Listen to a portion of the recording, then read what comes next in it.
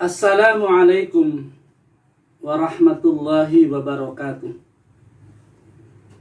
Alhamdulillah, wassalatu wassalamu ala rasulillah Sayyidina Muhammad ibn Abdillah wa ala alihi wa sahbihi wa mawala. La hawla wa la quwwata illa billah. Amma ba'du. Saudara hadirin, kaum muslimin dan muslimat, kaula muda yang saya banggakan, serta anak-anak yang saya cintai dan yang saya sayangi. Selamat berjumpa kembali dengan saya, Kang Sae. Kali ini dalam serial kisah para nabi dan rasul, dan pada perjumpaan kali ini adalah kisah yang terakhir, yaitu kisah Nabi Muhammad sallallahu alaihi wasallam. Alhamdulillah, kita bersyukur kepada Allah Subhanahu wa taala. Syukur yang tak henti-hentinya. Syukur yang selalu kita panjatkan siang dan malam. Sebagaimana Allah memberikan kenikmatan kepada kita juga tak putus-putusnya siang dan malam, yang memungkinkan kita untuk hadir dalam perjumpaan kali ini. Salawat dan salam semoga selalu senantiasa terlimpah curah atas junjungan alam baginda Rasulullah Muhammad sallallahu alaihi wasallam. Allahumma salli ala sayyidina Muhammad wa ala ali sayyidina Muhammad. Saudara hadirin, kaum muslimin dan muslimat rahimakumullah. Kisah Nabi Muhammad sallallahu alaihi wasallam. Nabi Muhammad sallallahu alaihi wasallam ini adalah nabi dan rasul yang ke-25 yang dijelaskan di dalam Al-Qur'an. Ini merupakan penutup para nabi. Khataman nabiyyina la nabiyya ba'dah. Setelah Nabi Muhammad tidak ada lagi nabi setelahnya. Khataman nabiyyina la nabiyya ba'dah, penutup para nabi dan tidak ada nabi setelah Nabi Muhammad sallallahu alaihi wasallam. Saudara hadirin kaum muslimin yang dirahmati Allah, Nabi Muhammad sallallahu alaihi wasallam nabi yang amat sangat kita cintai. Seluruh kisah kehidupannya begitu indah. Seluruh kisah kehidupannya begitu menarik. Seluruh kisah kehidupannya begitu penting. Dan seluruh kisah kehidupannya ini dijadikan teladan untuk kita. Laqad kana lakum fi Rasulillahi uswatun hasanah. Sungguh telah ada pada diri Rasulullah, yaitu Muhammad sallallahu alaihi wasallam, uswatun hasanah, contoh-contoh yang baik seluruh aspek kehidupannya. Bahkan ada akhlak yang sangat diperlihatkan dan dipertontonkan oleh Nabi kita Rasulullah Muhammad sallallahu alaihi wasallam, akhlak yang begitu indah, begitu agung, yang di dalam Al-Qur'an digambarkan, innaka la'ala khuluqin azim. Innaka la'ala khuluqin azim. Sesungguhnya engkau wahai Muhammad la'ala khuluqin azim, memiliki satu akhlak yang sangat agung, akhlak yang sangat mulia. Saudara hadirin kaum muslimin dan muslimat, kaula muda yang saya banggakan dan anak-anak yang saya cintai, kisah Nabi kita Nabi Muhammad sallallahu alaihi wasallam akan saya bagi menjadi 5 bagian kisah. Yang pertama, silsilah Nabi kita Nabi Muhammad sallallahu alaihi wasallam, silsilah keturunan dari Nabi kita Nabi Muhammad sallallahu alaihi wasallam sampai kepada Nabi Ibrahim alaihissalam. Lalu pada bagian kedua nanti akan saya sampaikan tentang kisah saat-saat kelahiran Nabi kita Nabi Muhammad sallallahu alaihi wasallam.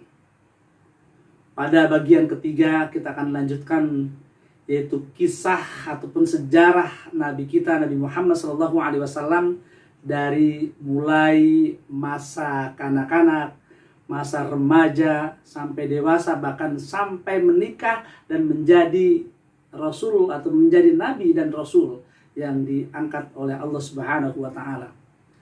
Lalu pada bagian yang keempat kita akan lanjutkan kisah Nabi kita Nabi Muhammad SAW, yaitu menyampaikan risalah ketika beliau berada di Mekah.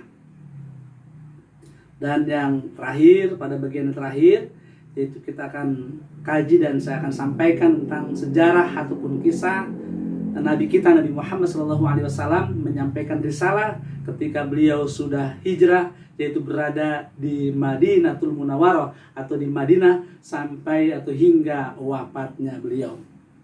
Saudara hadirin kaum muslimin rahmati Allah, Nabi kita Nabi Muhammad SAW, kalau kita lihat, kita tengok dari sejarah keturunan Nabi kita Nabi Muhammad SAW, ini merupakan sebuah keturunan-keturunan yang begitu terhormat dan begitu mulia. Sangatlah wajar kalau Nabi kita ini kemudian Allah angkat menjadi Nabi dan Rasul. Saudara hadirin kaum muslimin rahmati Allah, kisah silsilah keturunan Nabi Muhammad SAW. Nabi kita Nabi Muhammad SAW bin Abdullah. Orang tuanya bernama Abdullah. Kemudian Abdullah bin Abdul Muthalib. Abdul Muthalib artinya kakek dari Nabi Muhammad SAW. Kemudian Abdul Muthalib bin Hasim. Abdul Muthalib bin Hasim.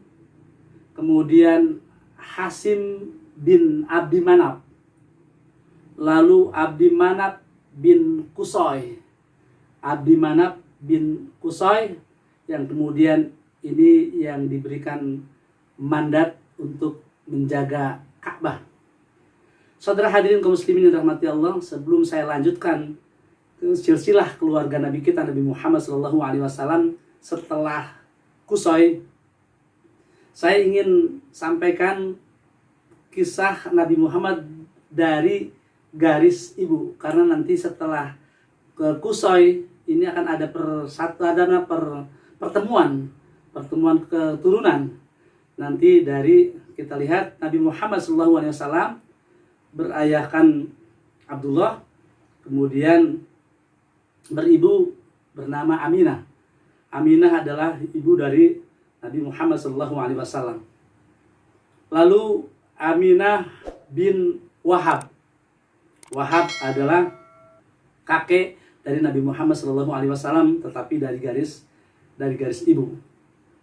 Lalu saudara hadirin kaum muslimin rahmati Allah, Wahab bin Abdi Manaf. Abdi Manaf bin Zuhrah. Nah, Zuhrah ini bin Kilab. Nah, Zuhrah bin Kilab ini dari garis ibu. Dari garis ayah, dari garis Abdullah bin Abdul Muthalib bin Hasim, Hasim bin Abdi Manaf bin Qusay, Qusay bin Kilab, Zuhrah bin Kilab.